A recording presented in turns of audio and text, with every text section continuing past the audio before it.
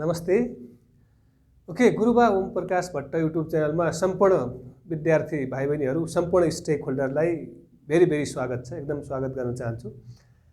Today I am going to discuss very hot topic, that is assets, because there are different accounting wheels we need in accounting system. So out of these four wheels, the assets is the very important. Basically in the management stream, learning प्रोसेसमा नयाँ स्टुडेन्ट्सको लागि अलिकति बुझ्न गाह्रो महसुस गर्छन्। त्यसरी सजिलोको लागि एकदमै यो के हो र यसलाई कसरी हामी अकाउन्टिङमा कसरी बिजनेसमा युज गर्छौं, यसका विभिन्न टाइप्सहरू के छ भन्ने कुरोको बारेमा म डिस्कसन गर्न गइरहेको छु।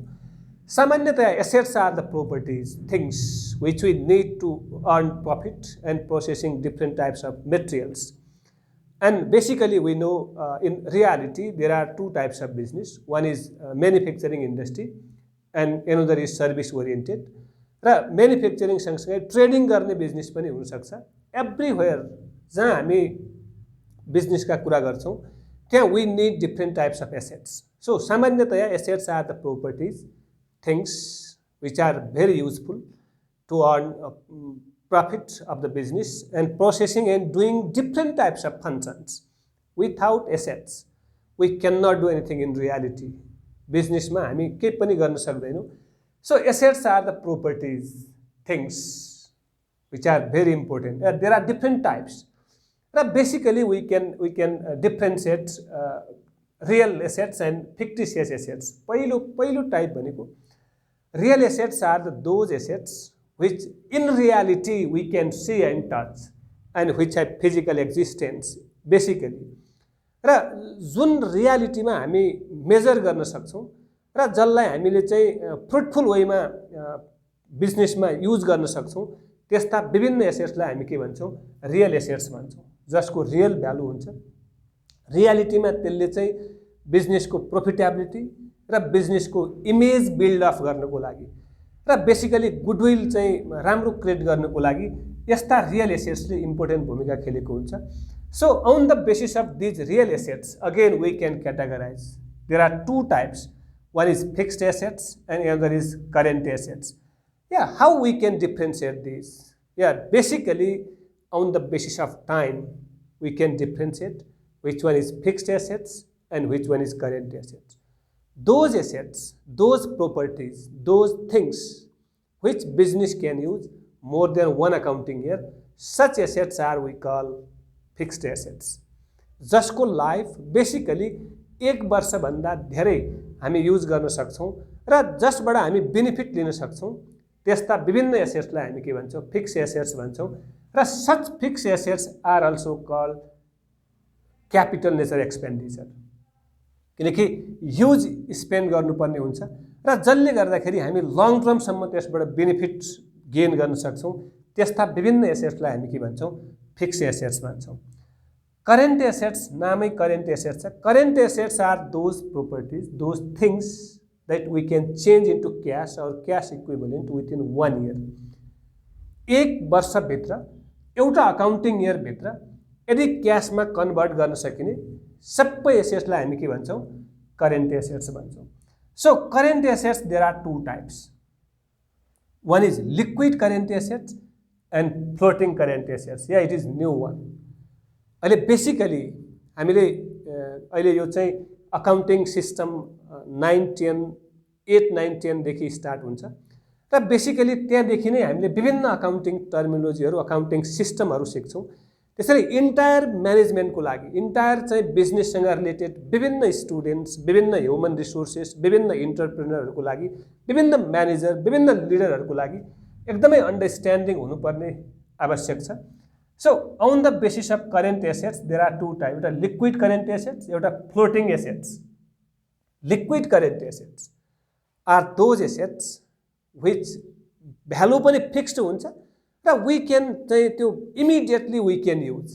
लिक्विड भनेको when we need we can use immediately. Basically यसको एक्जाम्पल चाहिँ cash balance, cash in hand, cash at bank, जुन चाहिँ हामी इमिडिएटली गएर चाहिँ त्यसलाई के गर्न सक्छौं, युज गर्न सक्छौं र यसको भ्यालु पनि घट्दैन है। Keep in your mind, cash जति छ हामीसँगै हुन्छ र चेक बैंकमा जति हामीले डिपोजिट गरेका छौं त्यति हुन्छ।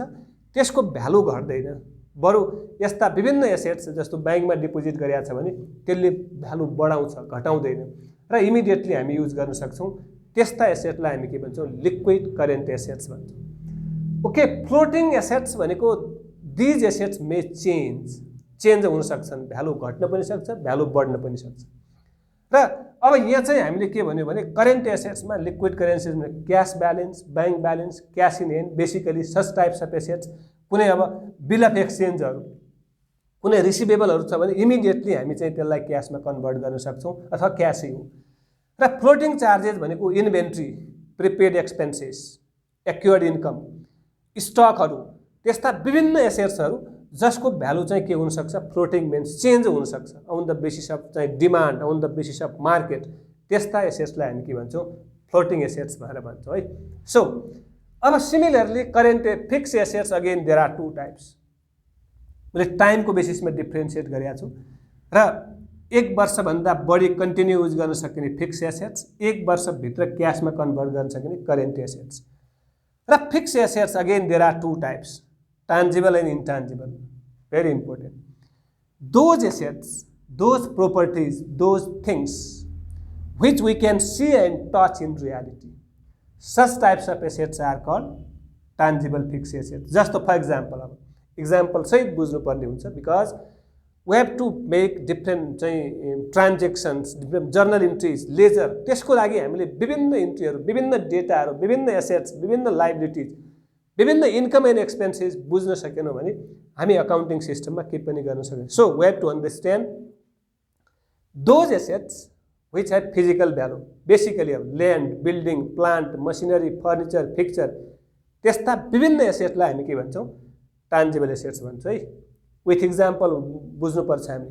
Those assets which have physical existence, which need to चाहिँ processing and earn profit more and more in the business, त्यस्तालाई हामी टान्जिबल भन्छौँ।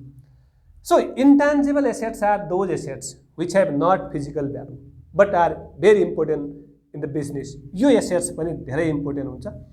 र त्यो सँगसँगै अब यसका टान्जिबलका विभिन्न टाइप्सहरू भर्खरै भयो। एउटा इट इज न्यू वान, या एउटा wasting assets and non wasting assets. सुन्नुहोस् है, अब wasting assets are those assets or those property the value of such assets is decreasing gradually, value घट्दै जान्छ भने त्यस्तो एसेट्सलाई हामी के भन्छौँ? वेस्टिङ एसेट्स भन्छौँ। फर इक्जाम्पल जस्तो भर्खरै के भनेको थियो भने 1 वर्षभन्दा बढी युज गर्न सकिने सबै एसेट्सलाई हामी फिक्स एसेट्स भन्छौँ, टान्जिबल एसेट्सभित्र पर्यो। अब हेर्नुहोस्, हामीले विभिन्न एसेट्सहरू जस्तो भेहिकल, ल्यान्ड, बिल्डिङ, जस्तो बिल्डिङ ल्यान्ड नभनौँ, बिल्डिङहरू, अनि कुनै मसिनरीहरू, प्लान्टहरू, फर्निचरहरू, फिक्चरहरू, त्यसको भ्यालु ग्रेजुअली घट्छ, हामी युज गर्दै जान्छौँ र भ्यालु वेस्टेज हुँदै जान्छ due to depreciation, due to amortization, value घट्दै जान्छ भने त्यस्ता एसेट्सलाई हामी के भन्छौँ? वेस्टिङ एसेट्स भनेर भन्छौँ। र यिनीहरूको life basically less than 50 year हुन्छ है। 50 वर्षभन्दा कम भएको विभिन्न एसेट्सलाई हामी के भन्छौँ? वेस्टिङ एसेट्स भन्छौँ। 1 वर्षभन्दा बढी, 50 इयर्सभन्दा कम, बेसिकली 50 पनि धेरै हो, 10-12 इयर्सभन्दा कम, त्यस्ता एसेट्सलाई हामी के भन्छौँ? वेस्टिङ एसेट्स भन्छौँ। र जसको value due to depreciation, due to use गर्दै गयो भने भ्यालु के हुन्छ? घट्दै जान्छ। Okay, non wasting assets are those assets which have more than 50 years value हुन्छ। जस्तो फर इक्जाम्पल ज्वेलरीहरू, गहनाहरू, गोल्डहरू, बेसिकली गोल्डको भ्यालु चाहिँ घट्दैन, के हुन्छ? प्रायः चाहिँ बढ्दै जान्छ। अब केही चाहिँ हाम्रो त्यसको वेट चाहिँ घट्न सक्छ तर भ्यालु घट्दैन। त्यस्तै विभिन्न पेन्टिङहरू, क्राफ्टहरू, विभिन्न चाहिँ हामीले बिल्डिङमा चाहिँ ठुल्ठुला राम्रो त्यो ड्रइङहरू, क्राफ्टहरू, त्यस्ता कुराहरूले हामीले सजायौँ, त्यस्ता एसेट्स किन्यौँ भने such types of assets are called non wasting material. जस्तो अब माइनिङ खानीहरू छ, त्यस्ता के हुन्छन्? Wasting material. तिनीहरूको के हुन्छ? सामानहरू, भ्यालुहरू, तिनीहरूको चाहिँ प्रोपर्टीहरू, तिनीहरूको चाहिँ अमाउन्टिङ भ्यालुहरू घट्दै जान्छ। त्यस्ता एसेट्सलाई हामी के भन्छौँ? वेस्टिङ भन्छौँ। जसको भ्यालु नघटिकन कन्स्टेन्ट मोर देन 50 इयर्स हुन्छ, त्यस्ता एसेट्सलाई हामी के भन्छौँ? नन वेस्टिङ एसेट्स भन्छौँ। Okay, so tangible assets there are different types basically चारवटा यो टान्जिबल एसेट्स हुन्छ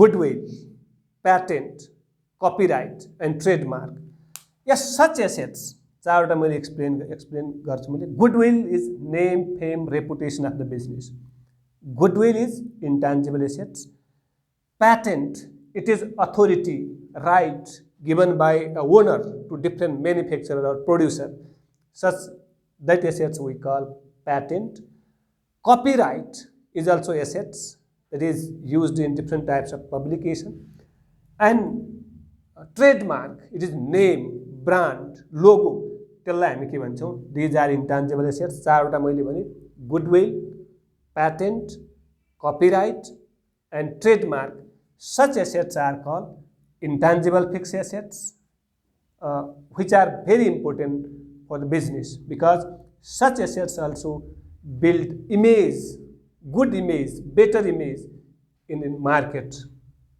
similarly there are fictitious assets हाम्रो बिजनेसमा fictitious assets पनि हुन्छ र basically those assets which have only monetary value not physical value and such assets यो नाम मात्रको एसेट हो यस्तो एसेटलाई if business is going to be liquid business close हुन आट्यो भने अथवा बिजनेस डुब्यो भने यस्ता एसेट्सलाई हामी बिक्री गर्न सक्दैनौं र यो अरु जम्मै एसेट्सलाई बिक्री गर्न सकिन्छ है रियल एसेट्सलाई हामी यदि बिजनेसको एक्जिस्टेन्समा बिजनेसको रियालिटीमा कुनै असर पर्यो बिजनेस बेच्नु पर्यो भने यो सबै एसेट्सको भ्यालु हुन्छ रियल एसेट्सको त्यसैले नामै रियल एसेट्स भनेको छ र फिक्टिशियस एसेट्स भनेको not real assets they are just as त्यो इमेजिनरी पनि नभनौं इनिशियल फेजमा ह्युज एक्सपेन्सेस भएको छ र त्यसलाई हामी रियलाइज गर्न सक्दैनौं सो सच एसेट्सलाई हामी के भन्छौं fictitious assets those assets which have not physical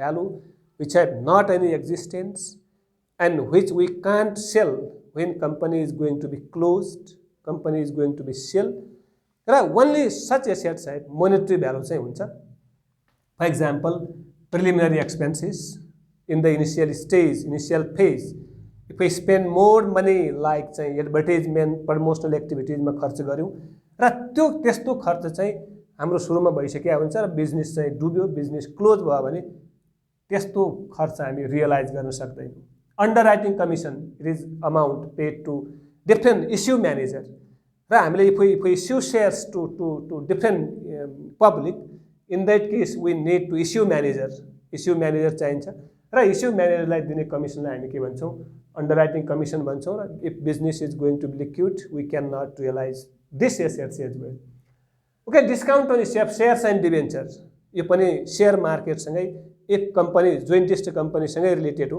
र जोइन्टिस्ट कम्पनीले अथवा कोटेड कम्पनीले विभिन्न चाहिँ त्यो स्टकहरु मार्केटमा इस्यु गर्यो भने त्यसमा बेसिकली डिस्काउन्टमा पारमा प्रिमियममा इस्यु गर्नुपर्ने हुन्छ यदि डिस्काउन्टमा इस्यु गरेको छ भने त्यसलाई पनि रियलाइज गर्न सकिदैन ह्युज एक्सपेन्डिचर हुन्छ तर हामी business is if going to be liquid त्यसलाई रियलाइज गर्न सक्दैनौं so last one that is debit balance of profit and loss yeah this is simply we can say that loss pani यसलाई assets मा आइन्छ because we cannot write off within 1 year on the basis of taxation income tax act यसलाई के भनिएको छ भने 7 year को loss लाई हामी क्यारी फरवर्ड गर्न सकिन्छ भनेर यस्तो debit balance of profit and loss लाई पनि हामी के गर्छौं एसेट्स ट्रीट गर्छौं तर त्यो रियलाइज हुँदैन त्यसैले such types of assets are called fictitious assets so this topic assets this is very important for all level of students but not only you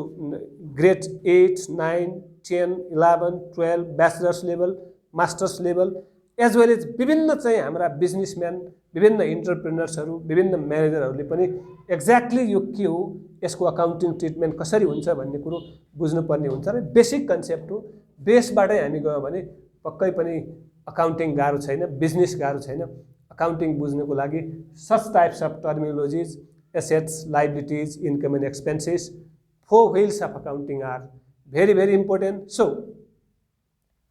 once again मेरो YouTube channel Guruba Om Prakash Bhatt like and subscribe गरिदिनु होला सुनिदिनु होला र comments पनि गरिदिनु होला र किनभने कन्स्ट्रक्टिभ कमेन्टले एउटा छुट्टै एनर्जी दिन्छ thank you thank you very much.